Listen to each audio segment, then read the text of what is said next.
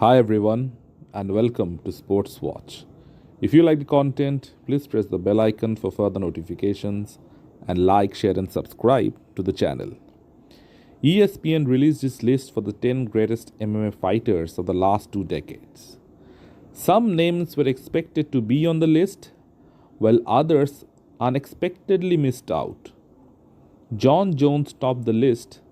It's expected that Jon, with his resume, would be one of the greatest in MMA history. His career has had its share of controversies, close fights like the one with Gustafsson or Reyes, but Jones is still the most dominant fighter to ever step foot in the octagon. George St. Pierre comes in second. Like Jones, GSP is also a double champ and has defended the title multiple times. And Anderson Silva expectedly comes in third. The Spider is one of the most dominant middleweights in UFC history and has captured the imagination of many fighters for generations to come. The top 3 can be fairly expected if the conversation was only limited to the UFC. But when you are talking about MMA in general, you can't have any list without having the last emperor Fedor Emilianenko in the top 2. Given that Pride was the most dominant MMA organization at one point of time, and Fedor was its greatest fighter. He was the greatest fighter, someone who brought mixed martial arts onto the map. He is widely regarded as one of the greatest heavyweights in MMA history. At one point of time, he was undefeated for 10 years at heavyweight. It's something that is absolutely unheard. And it wasn't as if he was fighting tomato cans. He wasn't fighting 5-minute rounds either. In Pride, there were 10-minute rounds. He fought one killer after the other. Fedor destroying a prime Mirko Cro Cop was an iconic moment of the sport back then. Coming back after being German suplexed by Kevin Randleman and submitting him in the same round was iconic as well. The legacy of the last emperor is unmatched. Even Dana White said that it was his biggest regret that he couldn't sign Fedor in the UFC. So to see Fedor being ranked at 6 behind Demetrius Johnson and Khabib is unacceptable.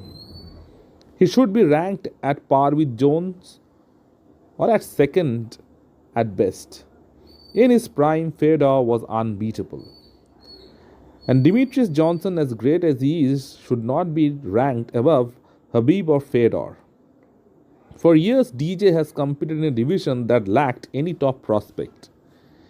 Dana White even considered scrapping the 125-pound division at a whole at one point of time due to lack of competition. He was even traded to ONE FC in favor of Ben Askren.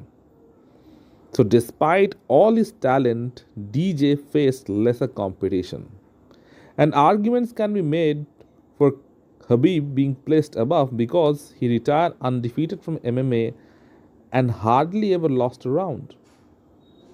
The list also surprisingly omits double champ and heavyweight and light heavyweight legend Daniel Cormier, and one of the greatest UFC heavyweights ever in Stipe Miocic. Chuck Liddell and Randy Couture were great fighters, but if you had to compare their body of work to DC and Stipe, they would be nowhere. Even Kamaru Usman, the Nigerian nightmare, should be ranked higher. Usman at one point of time was on a 12-fight win streak and on the verge of beating GSP's record for most title defenses at welterweight. And he was a dominant champion back in the day. BJ Penn, despite all his accolades, should not be in the top 10. He lost last 7 fights in a row.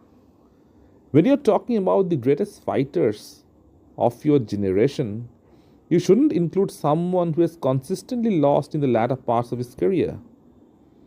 Jose Aldo is another name that is mysteriously missing, along with Alexander Volkanovski. While Aldo put the featherweight division in the map, Volkanovski made the division great again.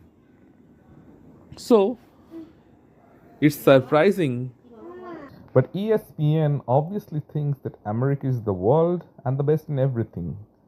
So they fail to include athletes from other countries. Recently, in their greatest athletes list, ESPN put Serena Williams in number 2, above the likes of Usain Bolt, Novak Djokovic, and Rafael Nadal. Even Tiger Woods, according to ESPN, is a better athlete than Novak or Rafa. A list is obviously based on opinion and subject to argument, but it has to be fair and unbiased and reasonable, otherwise, it won't be taken seriously. And ESPN's list is anything but that. So let me know in the comment section what you feel. And if you like the content, please like, share, and subscribe to the channel.